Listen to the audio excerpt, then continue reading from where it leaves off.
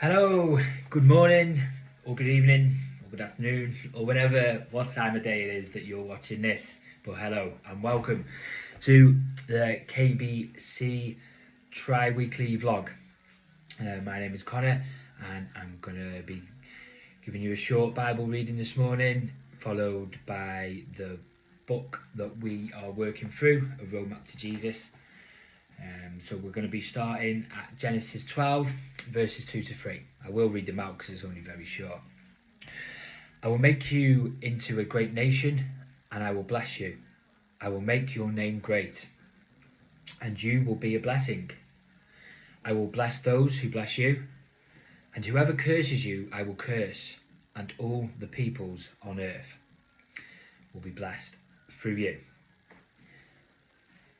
So blessed is a word that can be used in so many different settings. Social media posts of big houses, #blessed. We've all seen that one, haven't we? People might describe themselves as blessed if they have a big family or a good job or are content with their lives.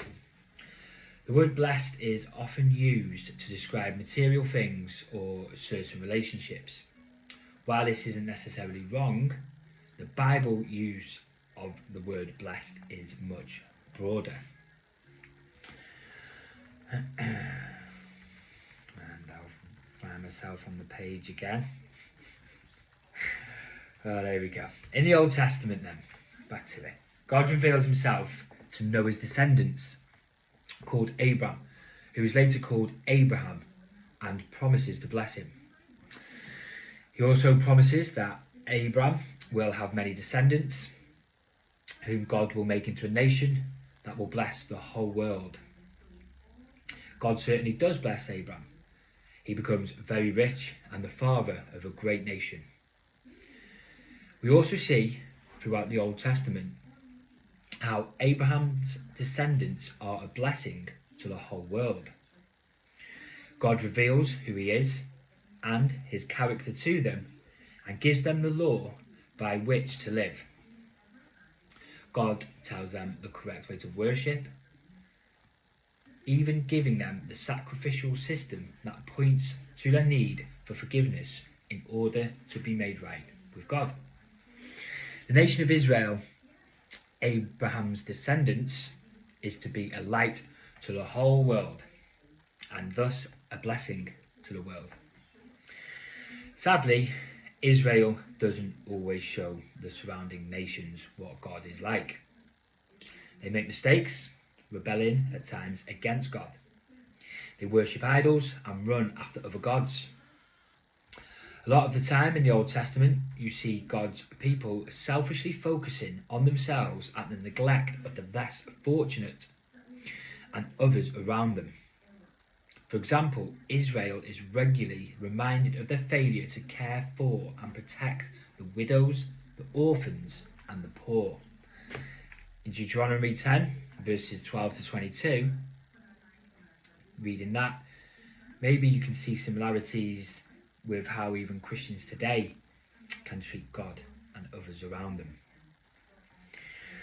Does this mean then that God fails to follow through on his promise? No, of course not. God does bless the whole world through the descendants of Abraham, not least through the birth of Jesus, who was born a descendant of Abraham. The birth of Jesus is the source of a blessing for the whole world because it is through him that a right relationship with God is made possible. Romans 4 says that all Christians are descendants of Abraham because we have received the promises of God through faith and have been given the righteousness of Jesus. Hallelujah. But we're in a better place in history than Abraham because we know the whole story and how it unfolds. In addition, the good news about the new life that Jesus offers to those who come to him is being spread all over the world as you read this, or listen I should say, right now. God is continuing to fulfill his promise to Abraham that through his descendants, God will bless the whole world. The greatest blessing that this world has ever known and will ever know is the message that through Jesus, people can be made right with God. The broken relationship that has been our reality since the Garden of Eden is not the end of the story. This relationship can be restored. In Jesus, Christians have received the biggest blessing possible. What an encouraging devotional this morning. I've been blessed to be able to read through that, and it's certainly thought-provoking, isn't it? When he talks about the nation of Israel worshipping other gods and turning against God, but still God is so faithful, isn't he, that he's there, he's waiting for us, he's willing us back, he wants us back, he wants us to surrender to him and just give our lives to him and just fully submit ourselves and be open to his direction and receive through the Spirit his guidance and his love. And that's all on offer for everyone right now, but it's us that chooses to turn away. Unfortunately, there's a lot. But there was a great verse shared by a brother yesterday, Philippians 4:4. Rejoice in the Lord always. I will say it again, rejoice.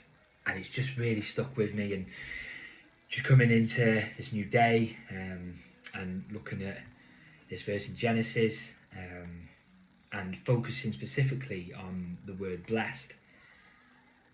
I think it's a matter of perspective, isn't it? So if we, as Philippians 4 says, if we are rejoicing in the Lord always, then we will always feel blessed, because we are. Jesus died for us, we can have that right of way to God, that relationship that is open. He's got his arms open, crying out for us to come to him. So will you turn to the Lord today? I certainly will be. Have a great day, vloggers. God bless.